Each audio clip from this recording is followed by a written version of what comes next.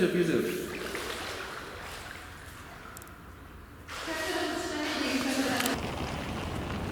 çağırmagan idingizmi? Taksi çağırmagan idingizmi?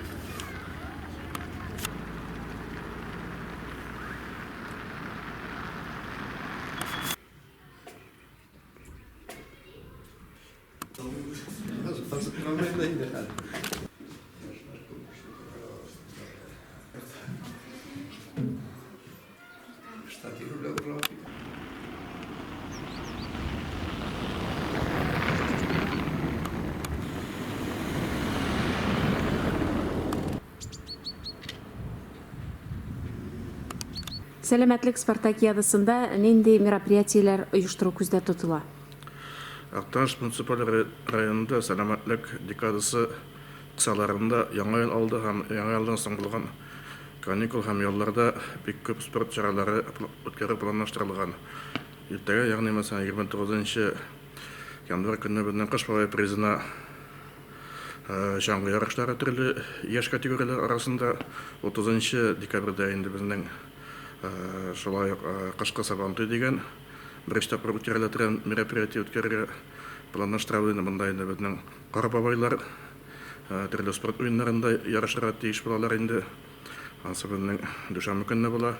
Һәм инде яңа елдан соң 3 декабрь көнне безнең олыларыбыз муниципаль хезмәткәрләр спартакиадасына җыйналалар һәм инде монда шулай ук безнең Актаныш район хакимияте аппараты хезмәткәрләре дә спорт төрләре буенча ярышачаклар.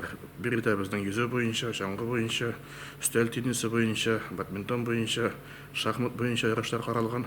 Һәм инде иң азактан безнең муниципаль хезмәткәрләрне һәм хакимият хезмәткәрләре җыелма командаларына волейбол ярышы белән тәмамланачак инде. Алардан соң инде безнең старт алачаклар. Мәгариф бүлеге Мәгариф хезмәткәрләре ул безнең 4 январьга планлаштырылган. Һәм инде алар шулай ук элекке елларда бик матур итеп ошо спартакиадага катнашалар иде. Алда әйтеп үтелгән барлык төрләр буенча алар шулай ук ярышачаклар. Һәм инде аның өстенә аркан тарту буенча да бик күңелле милли ярышыбызны үткәрү планлаштырыла. Моның өстенә инде укучы балалар арасында тагын шулай ук ярышлар планлаштырылган спорт төрләре буенча 2 көнне инде безнең Актаныш үзәгендә һәм районнарда шахмат һәм бадминтон белән шөгыльләнүче балалар арасында кыш бая призына ярышлар планлаштырылган.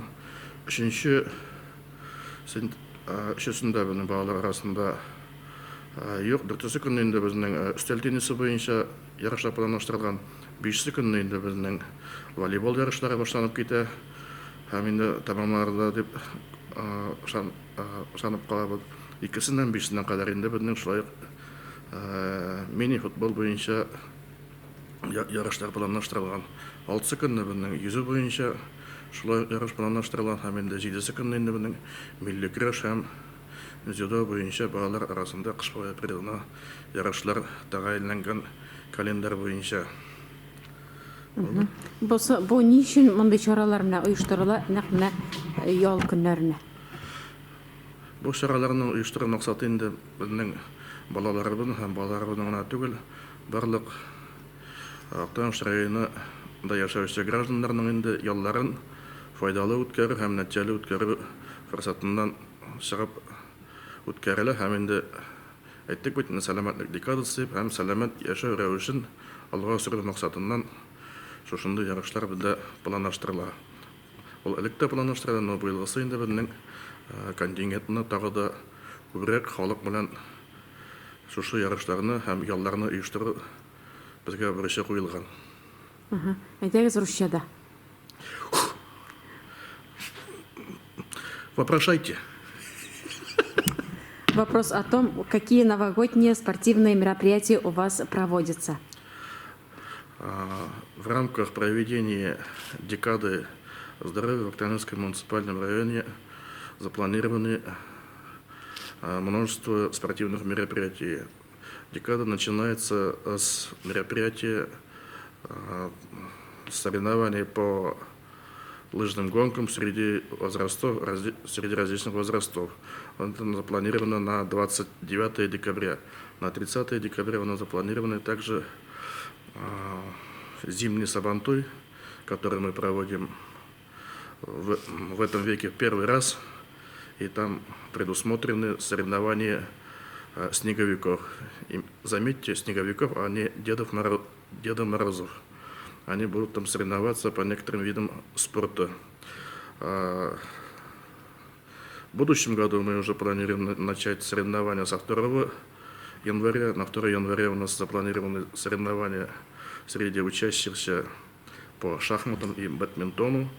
На 3 января у нас запланированы соревнования по нескольким видам спорта среди муниципальных служащих и служащих аппарата администрации Актаневского муниципального района. Они будут соревноваться по лыжным гонкам, по плаванию, по бадминтону, по настольному теннису, по шахматам. И в конце будут соревнования среди сборных команд муниципальных служащих и аппарата администрации района. На 4 декабря запланирована спартакиада среди работников образования. Они будут соревноваться по всем тем же видам, которые я впереди называл.